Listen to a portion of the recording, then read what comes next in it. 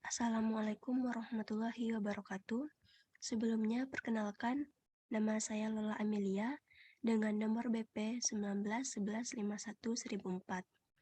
Nah, pada kesempatan kali ini, saya akan menjelaskan mengenai cara kerja fungsi faktorial pada prosesor MIPS.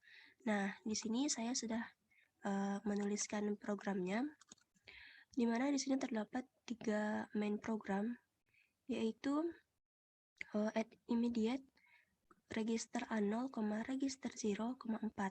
Nah, maksudnya di sini adalah kita akan menambahkan nilai dari register A0 ini dengan 4. Kemudian kita panggil fungsinya atau JAL function, lalu kita print. Nah, sekarang coba kita compile, assembly, lalu kita koneksikan ke MIPS. Lalu kita play.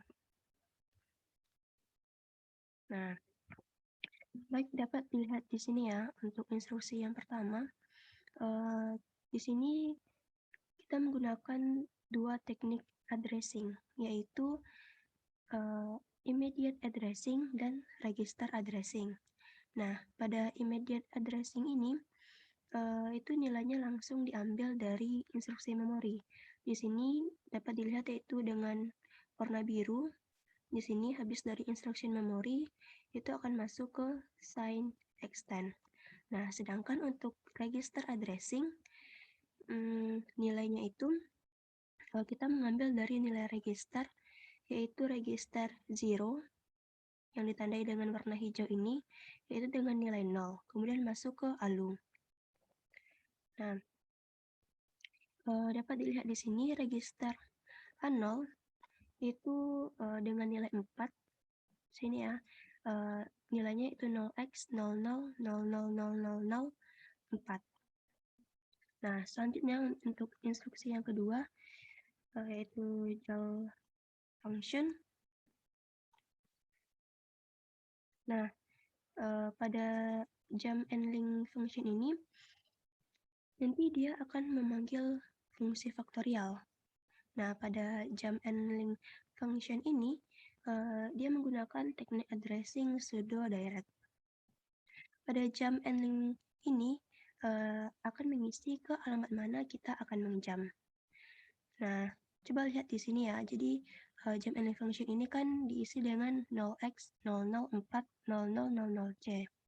Nah, 0x004000c ini merupakan alamat atau address dari fungsi prosedur function ini yang add immediate, register SP, register SP, min 8. Nah, jadi dia akan loncat ke instruksi ini. Nah, jadi pada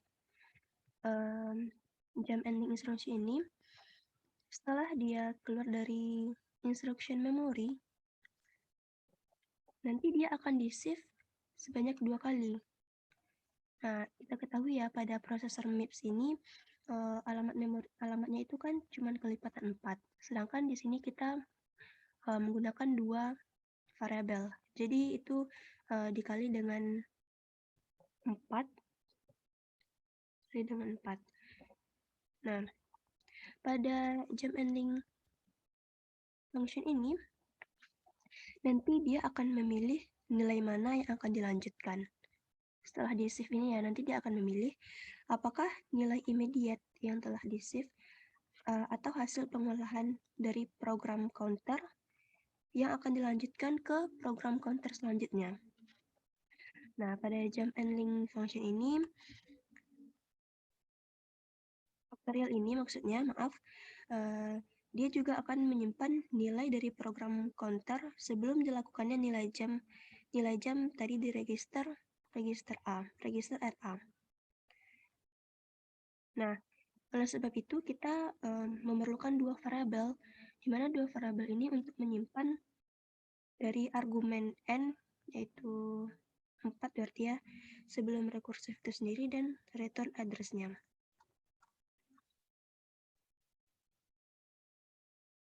Nah, jadi di sini kan start pointer ini diisi nilainya dengan 4. karena ada 2 variabel tadi, maka dikurangi dengan 8. Nah, sekarang kita lanjut ke instruksi selanjutnya, yaitu store word register RA, 4 dalam kurung register SP.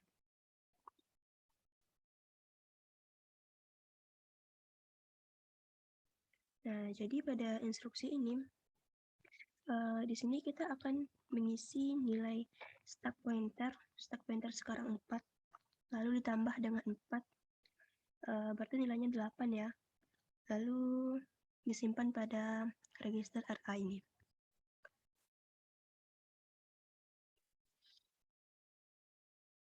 Selanjutnya kita next instruction. Nah, di sini ada instruksi store word register A0, 0 dalam kurung register SP. Nah, di sini kita akan menyimpan di alamat stack pointer yang sekarang. Oke. Selanjutnya kita akan menjalankan selanjutnya untuk instruksi dari SLTI atau set less than immediate ini. Nah, maksudnya di sini, jika nilai A0 ini kecil dari 1, maka nilai T0 ini akan diset dengan 1. Nilai T0 akan diset dengan 1.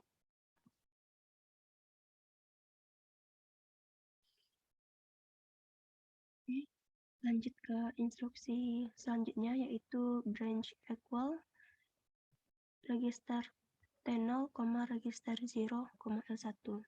Nah, pada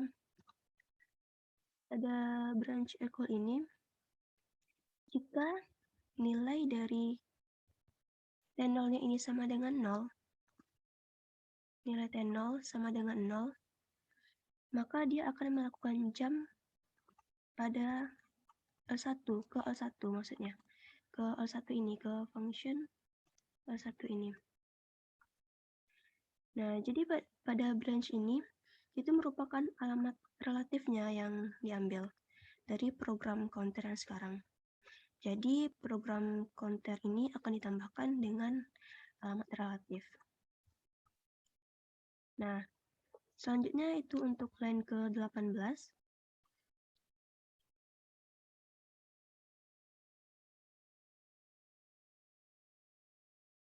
Di sini, nilai dari register 0 ini akan dikurangi dengan 1. Nah, tadi kan nilainya 4 ya. Dikurangi 1, berarti jadinya 3. Nah, lalu dia akan melakukan jump and link lagi ke fungsi yang faktorial ini, ke sini. Sampai berulang. Sampai nanti nilainya ini, nilai A0-nya ini 0.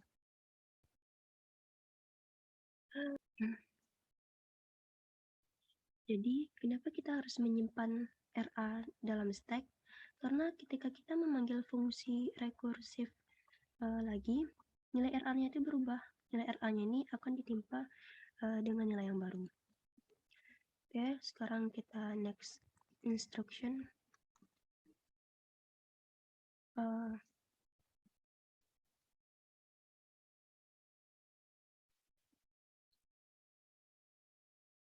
Nah, jadi dapat dilihat di sini ya, dia akan melakukan jump and link lagi ke function faktorial ini.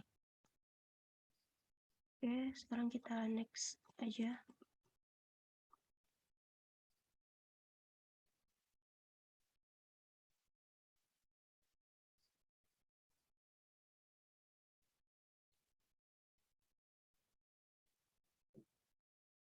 Nah, oke.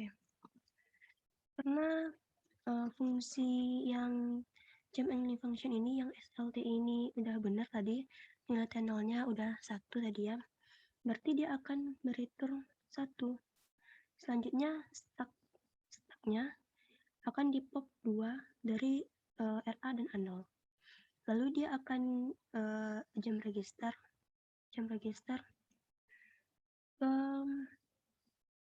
alamat yang ini. Lalu dia akan melakukan load word. Di sini ya load word. Nah, pada load ini,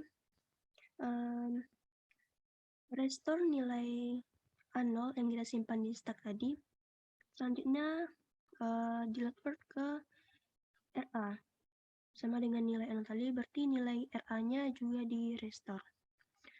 Nah, selanjutnya pada line ke-23 ini, kita kembalikan lagi stacknya. Oke, selanjutnya di next. Nah, untuk mendapatkan hasil akhir dari faktorial 4 ini, itu kita lakukan perkalian antara A0 dengan V0, lalu disimpan pada V0. Nah, jadi tadi kan nilai A0-nya ini kan 1, V0-nya ini juga 1. Berarti 1 dikali 1 itu kan 1. Hasilnya ini disimpan pada V0.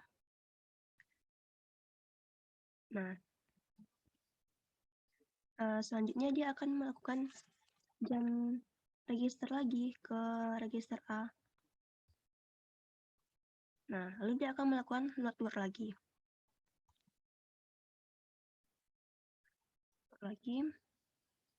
Nah, berarti nilai A0 sekarang itu 2. Nah, tadi kan hasil perkalian yang pertama itu 1 ya. Berarti 2 dikali 1 itu kan 2. Jadi hasilnya 2, disimpan di vendor ini 2. Nah, lalu dia akan melakukan load word lagi, maksudnya akan melakukan jam register lagi dengan nilai A0-nya 3.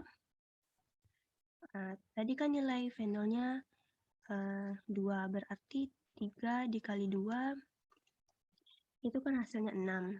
Nah, lalu dia akan melakukan jam register lagi dengan nilai A0-nya 4. Nah, tadi kan nilai V0-nya 6 ya. 6 dikali 4 itu kan hasilnya 24. Berarti hasil dari faktorial 4 adalah 24. Nah, jadi fungsi faktorialnya sudah selesai. Sekarang kita coba cek hasil akhirnya. Maka dia akan menjalankan fungsi dari jprint. Oke, kita next aja. Nah, dapat dilihat di sini ya, the result is 24. Berarti fungsi dari faktorial ini sudah benar. Oke, sekian penjelasan dari saya. Mohon maaf apabila ada kesalahan dan kekurangan. Saya akhiri dengan Assalamualaikum warahmatullahi wabarakatuh.